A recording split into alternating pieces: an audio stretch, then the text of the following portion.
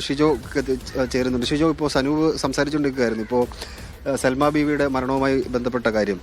ഈ സ്വർണം കിട്ടാത്തതാണ് ഇതിൻ്റെ പ്രശ്നം എന്ന് പറയുന്നത് കേട്ടു. മാല തുടർച്ചയായി ചോദിക്കുന്നുണ്ടെന്ന് കേട്ടു. ഇത് ആദ്യമായിട്ടാണോ മാല വന്ന് ചോദിക്കുന്നത്? അത് മുമ്പും ചോദിച്ചിട്ടുള്ളതായി കേൾക്കുന്നുണ്ട്. എന്താണ് ഈ പോലീസിൻ്റെ ഒരു നറേഷൻ എന്താണ്? സൈഫ, ഇതിനകത്ത് പോലീസ് പറയുന്നൊരു കാര്യം മാത്രമാണ് സൽമാ ബീവിയോട്, മുത്തശ്ശിയോട്, വാപ്പുമ്മയോട് ഈ പ്രതി അഫാൻ മാല ചോദിച്ചു എന്ന് പറയുന്ന കാര്യം. ഈ മാല ചോദിച്ചതിന്റെ പേരിൽ കൊടുത്തില്ല, അതിന്റെ പേരിൽ ഈ കൊലപാതകം നടത്താനും മാത്രമുള്ള ഒരു വൈരാഗ്യമൊന്നും ഒരു മനുഷ്യനുണ്ടാവേണ്ടതല്ല. അത് ഒരാളെ മാത്രമല്ല, 5 പേരെയാണ് ഈ പ്രതി കൊലപ്പെടുത്തിയത്. അപ്പോൾ ഒരു തവണ വന്ന് സൽമാ ബീവിയോട് മാല ചോദിച്ചിരുന്നു എന്നുള്ള കാര്യമാണ് പോലീസ് പറയുന്നത്. ആ മാല കൊടുക്കാൻ സൽമാ ബീവി തയ്യാറായില്ല. കാരണം മറ്റ് ചില സാമ്പത്തിക പ്രശ്നങ്ങളൊക്കെ ഉള്ളതുകൊണ്ടായിരിക്കാം, അല്ലെങ്കിൽ ഇത് കൊടുക്കേണ്ടതില്ല എന്ന് ആ മുത്തശ്ശി തീരുമാനിച്ചുകൊണ്ടായിരിക്കാം. അത് കൊടുക്കാത്തതിന്റെ പേരിൽ സൽമാ ബീവിയോട് അഫാന് കടുത്ത വിരോധമുണ്ടായിരുന്നു എന്നുള്ള കാര്യം കൂടി പോലീസ് പറയുന്നുണ്ട്.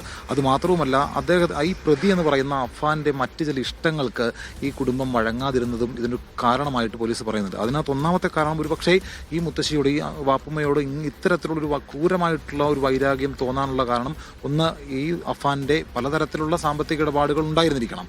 ആ സാമ്പത്തിക ഇടപാടുകൾ അതിനകത്ത് പണം കണ്ടെത്താനായിട്ടുള്ള ഒരു വഴിയായിട്ട് സൽമാ ബീവിയുടെ മാല ആ പ്രതി കരുതിയിട്ടുണ്ടാവണം. അത് കൊടുക്കാതെ വന്നതിനുള്ള വിരോധം ഒന്ന്.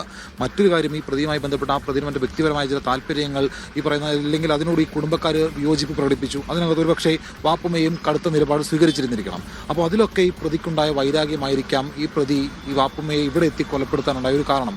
ഈ കൊലപാതകത്തിന് ടൈം നമ്മളൊന്ന് പരിശോധിച്ച് കഴിഞ്ഞാൽ ഒരു മനുഷ്യനെ കൊണ്ട് സാധിക്കുന്നതാണോ എന്നുള്ളതാണ് എല്ലാവർക്കും ഉണ്ടാകുന്ന ഒരു സംശയം.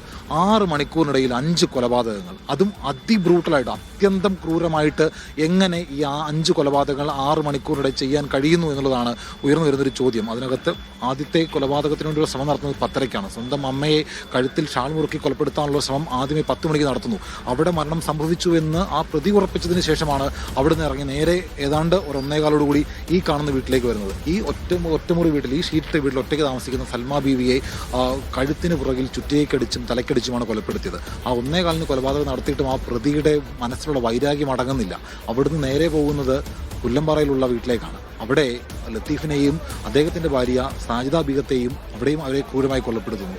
അതും അവിടെയും അടങ്ങാതെ വരുന്ന പ്രതി വീട്ടിലേക്ക് തിരിച്ചു വന്ന് ഇഷ്ടപ്പെട്ട പെണ്ണിനെ, സ്നേഹിച്ച തൻ്റെ പാതിയായി നടക്കേണ്ട ആ പെണ്ണിനെയാണ്, സ്നേഹത്തിൻ്റെ പേര് പറയുന്നത്, നമ്മൾ നേരെ സൂചിപ്പിക്കാനാണ്, ഇതിനെയൊക്കെ സ്നേഹമെന്ന് വിളിച്ചാൽ സ്നേഹത്തെ എന്ത് വിളിക്കും? അങ്ങനെ സ്നേഹത്തിൻ്റെ പേരിൽ മറ്റൊരു മറവ് പിടിച്ചുകൊണ്ട് ആ പെണ്ണിനെ ക്രൂരമായി കൊലപ്പെടുത്തുന്നു. സ്വന്തം അനുജന് ആഹാരം വയറു നിറയെ വാങ്ങിക്കൊടുത്തതിന് ശേഷം ഒരുപക്ഷെ അവൻ എന്തുമാത്രം സ്വപ്നം കണ്ടായിരിക്കും ഇന്നലെ ഈ സമയത്താണ് ഉണ്ടായിരുന്നത്. ഈ ഏതാണ്ട് 4 മണി സമയത്തോടുകൂടിയാണ് ഈ കൊലപാതകം നടക്കുന്നത്. ഇന്നലെ ഈ സമയം അഫ്സാൻ മരിച്ചിട്ട് വളരെ കുറച്ച് സമയങ്ങളാണ് ഇന്നലെ ഈ നേരത്തോട് കഴിയുന്നത്. അപ്പോൾ ആ സ്വന്തം സഹോദരനെയും കൊലപ്പെടുത്തിയ പ്രതി, ഇതിന്റെ കാരണം ഇപ്പോഴും അറിയില്ല. പക്ഷേ സൈഫ് സൂചിപ്പിച്ചതുപോലെ ആ മാലയ്ക്ക് വേണ്ടി മാത്രമായിരിക്കില്ല ഒരുപക്ഷെ ഈ വാപ്പുമ്മയെ കൊലപ്പെടുത്തിയത്. അതെ, അതിനകത്ത് കൂടുതൽ വ്യക്തത എന്തായാലും ഉണ്ടാവേണ്ടിയിരിക്കുന്നു. എന്തായാലും ഇയാളുടെ ഒരു ക്രിമിനൽ മാനസികാവസ്ഥ, ഇത്രയും കാലം ഈ സമൂഹത്തിൽ ഇദ്ദേഹം ജീവിച്ചിരുന്നു എന്ന് കേൾക്കുമ്പോൾ തന്നെ പേടിയാവുന്നുണ്ട് ആ നാട്ടുകാർക്കും മറ്റും. സ്വാഭാവികമായിട്ടും അങ്ങനെ പേടിക്കേണ്ടിയിരിക്കുന്നു. കാരണം ഇവിടെ കൊലപാതകം നടത്തി കിലോമീറ്ററുകളോളം ബൈക്ക് ഓടിച്ച് പോയതാണ് അടുത്ത 2 കൊലപാതകം നടത്തുന്നത്, പിന്നീട് 2 എണ്ണം നടത്തുന്നത്. ആ മാനസികാവസ്ഥ ഏതെങ്കിലും ഒരു മനുഷ്യന് ഉണ്ടാവുന്നുണ്ടെങ്കിൽ വേറെ എന്തെങ്കിലും പ്രശ്നമായിരിക്കും, അല്ലെങ്കിൽ പൂർണ്ണമായി ലഹരിക്ക് അടിമയായിരിക്കും.